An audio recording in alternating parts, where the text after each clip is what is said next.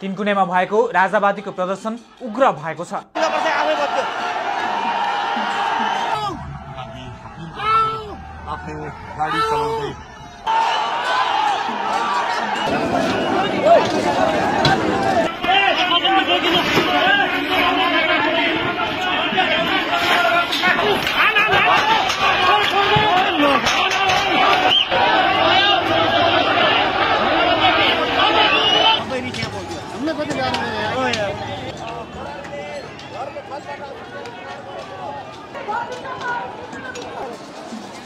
उतार्नु यहाँ कहाँ बस्यो अब अस्ति ग्यास पुरा भइसक्यो त अर्को नि हान्दियो अर्को नि हान्दियो अर्को नि हाने है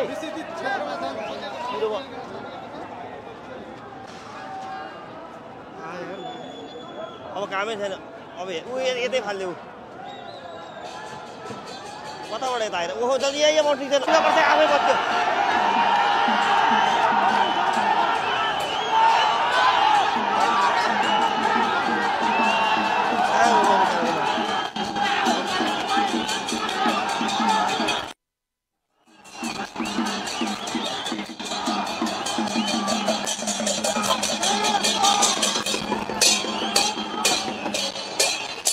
दुर्गा प्रसाईको समूहले तीनकुनेबाट पहिलो घेरा तोडेर बानेश्वरतर्फ अघि बढ्न खोजेपछि प्रहरीले लाठीचार्ज गरेको थियो। त्यसपछि आक्रोशित प्रदर्शनकारीहरूले प्रहरीमाथि ढुङ्गा मुढा प्रहार गर्न थालेका थिए।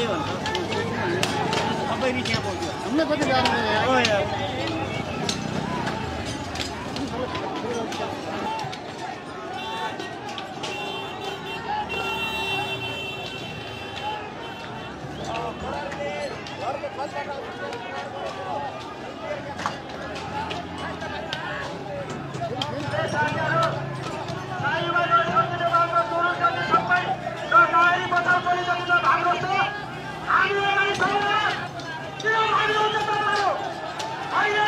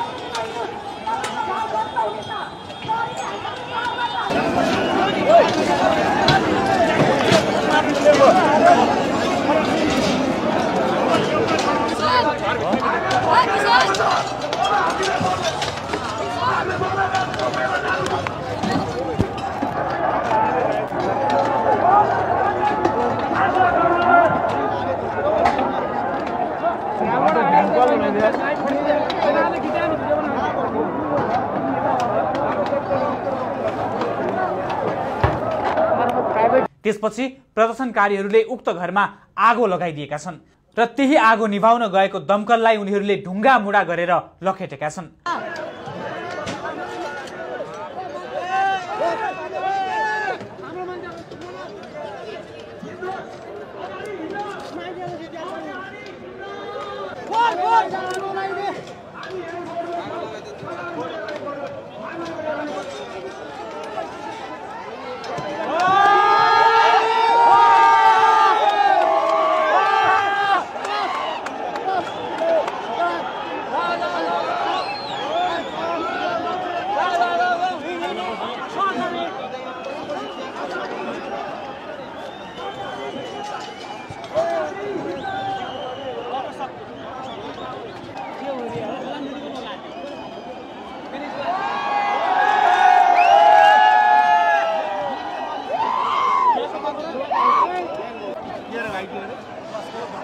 हामी देख्न सक्छौँ यहाँ एकदम दुर्गा बसाइको कार्यक्रम एकदम अवरुद्ध भइसकेको छ।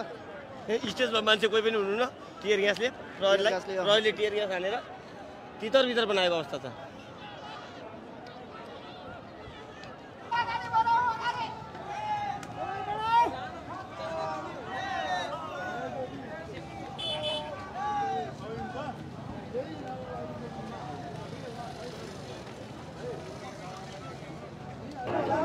खल्टी हुन्छ नि जिन्सको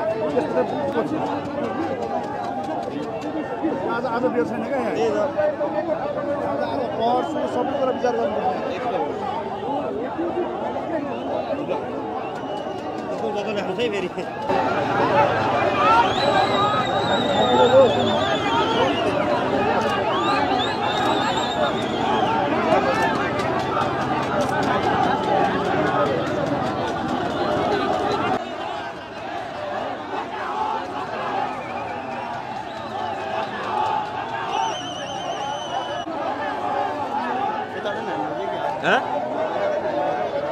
छैन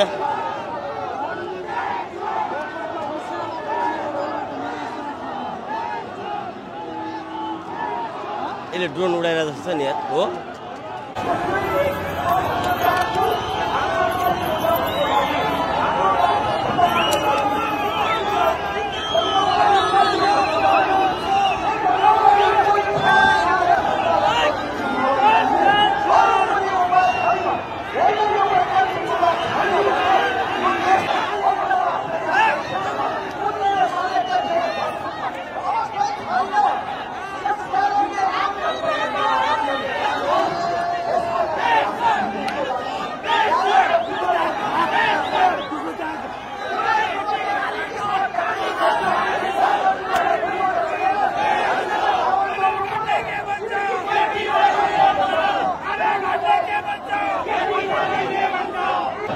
दौडे पैसा तितर भइहाल्छ नि यार।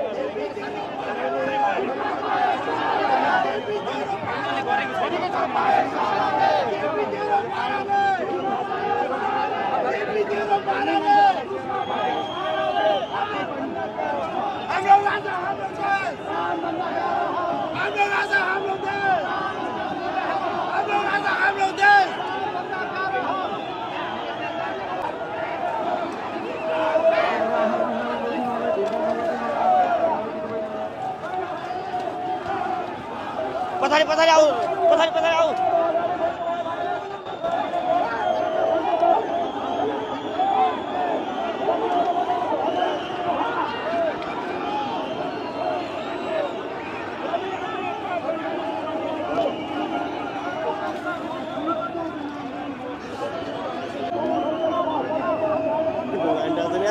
क्यामेरा फुटाल्दा डर थियो आफू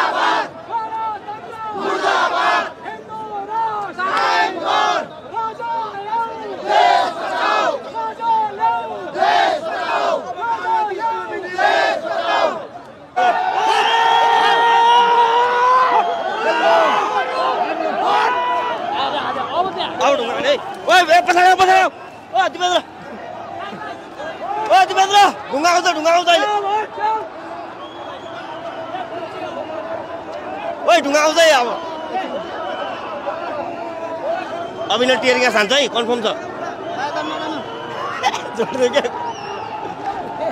त्यहाँ नजानु बुवा कुल्ची देलान् ढुङ्गा आउला है ढुङ्गा आउला हेर्ने म ढुङ्गा हेर्छु बरु मलाई नि होइन त्यही त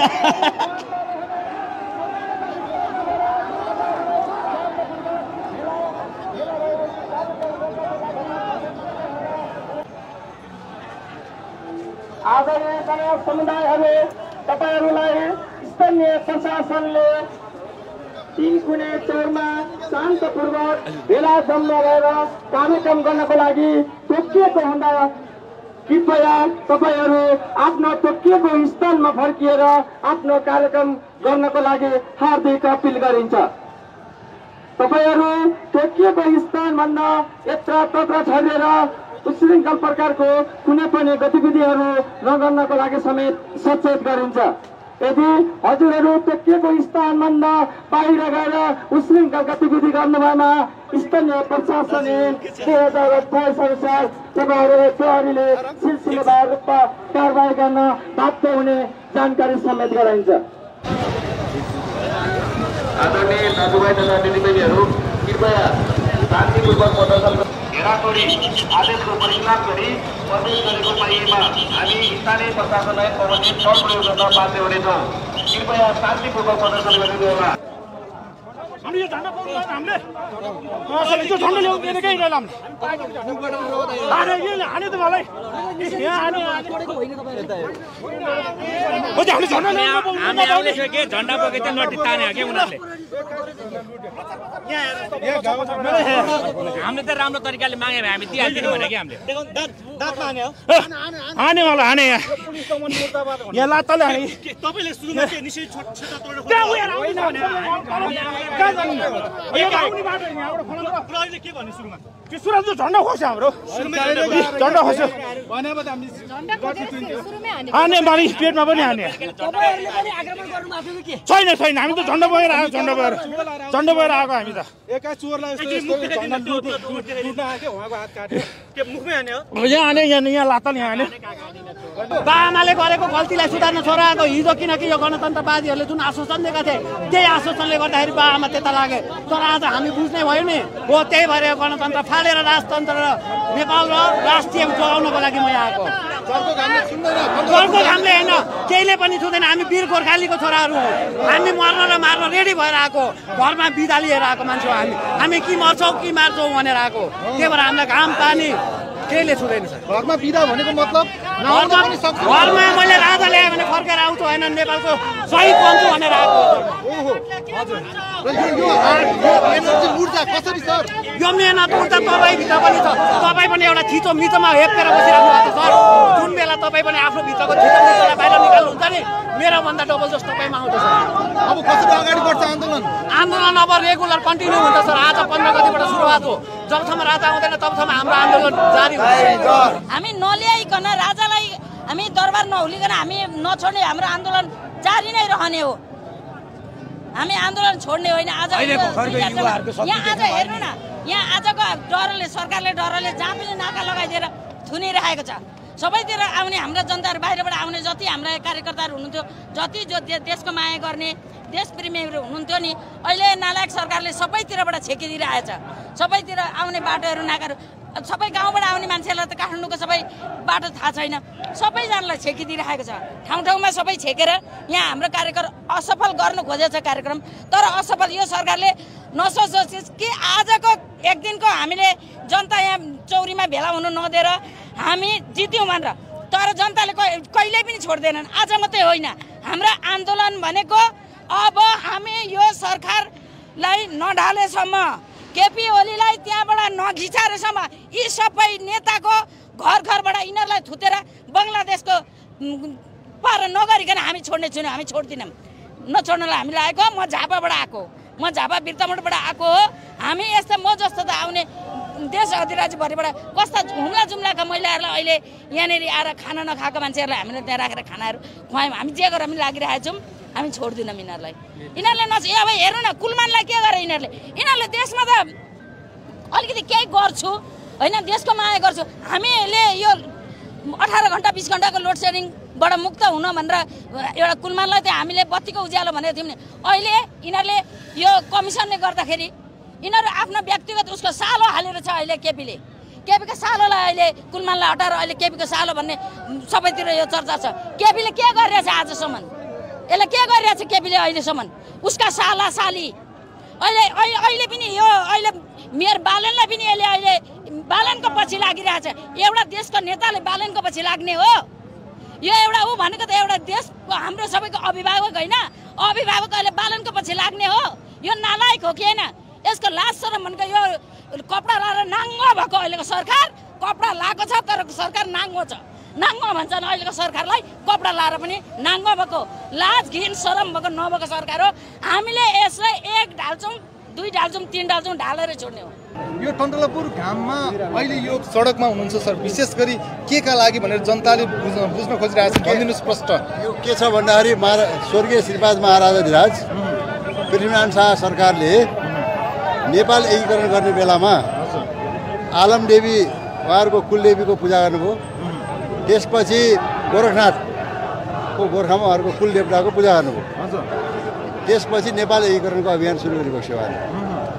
र अहिले उहाँकै चाहिँ नि प्रतिनिधि पात्र वंशका राजा श्रीपाद ज्ञानेन्द्र वीरविक्रम शाहले सरकारबाट यसपालि कुलदेवीको पूजा गरिबस्यो, आलमदेवीको।